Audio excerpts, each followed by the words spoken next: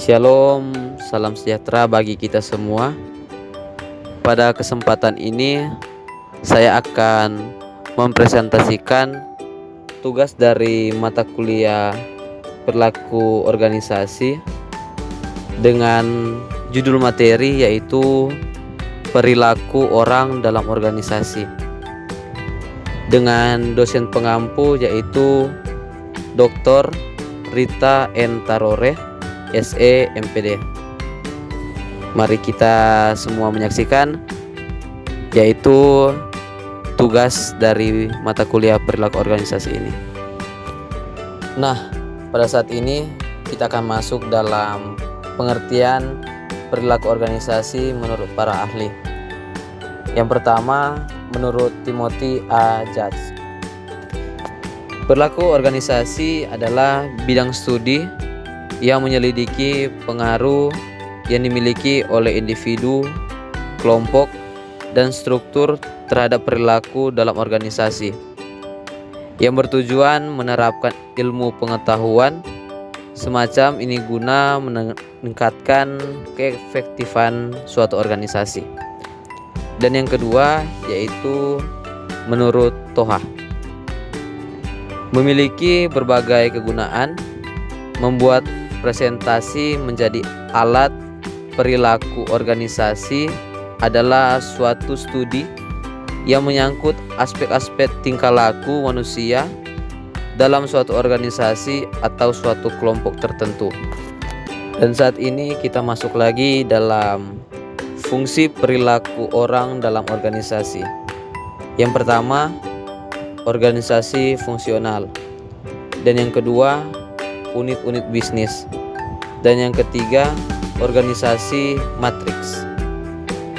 Nah, pada saat ini saya akan menjelaskan tentang organisasi fungsional. Alasan dibalik bentuk organisasi fungsional melibatkan gagasan mengenai seorang manajer yang membawa pengetahuan khusus untuk mengambil keputusan yang berkaitan dengan fungsi spesifik yang berlawanan dengan manajer umum yang kurang memiliki pengetahuan khusus. Seorang manajer pemasaran dan seorang manajer manufaktur yang terampil kemungkinan besar akan mampu mengambil keputusan yang lebih baik dibandingkan dengan seorang manajer yang bertanggung jawab atas kedua bidang itu sekaligus. Kita masuk dalam unit-unit bisnis. Bentuk organisasi unit bisnis dari organisasi dirancang untuk menyelesaikan masalah-masalah yang terdapat pada struktur fungsional.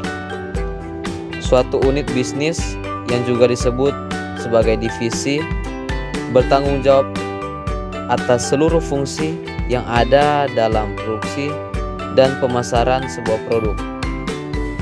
Unit bisnis tersebut bertanggung jawab untuk melakukan perencanaan dan koordinasi kerja dari berbagai fungsi yang terpisah. Nah, dan yang terakhir yaitu organisasi matriks. Dalam bentuk organisasi matriks ini, manajer produk bertanggung jawab atas profitabilitas keseluruhan dari suatu lini produk. Tetapi yang memproduksi dan memasarkan lini produk tersebut adalah unit organisasi fungsional. Manajer produk bertanggung jawab atau profitabilitas lini produk, tetapi tidak mempunyai wewenang atas unit-unit fungsional yang melaksanakan produksi dan pemasaran lini produk ini. Dan pada saat ini kita akan masuk dalam tujuan perilaku orang dalam organisasi. Yang pertama, memperkuat budaya organisasi yang ada. Dan yang kedua, mengembangkan tim yang baik. Dan yang ketiga, membantu kepemimpinan dan pemecahan masalah secara kreatif. Dan yang keempat, membantu perusahaan dalam mengenal karyawan atau pekerja lebih dalam. Pada saat ini kita akan melihat studi kasus pada PT Perkebunan Nusantara II Persero.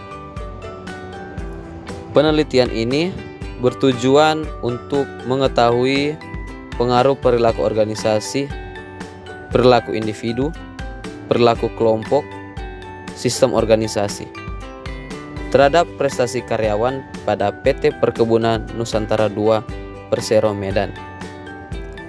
Penelitian ini dilakukan pada PT Perkebunan Nusantara II Persero Medan. Teknik sampling yang digunakan pada penelitian ini adalah teknik sampling probabilitas atau probability.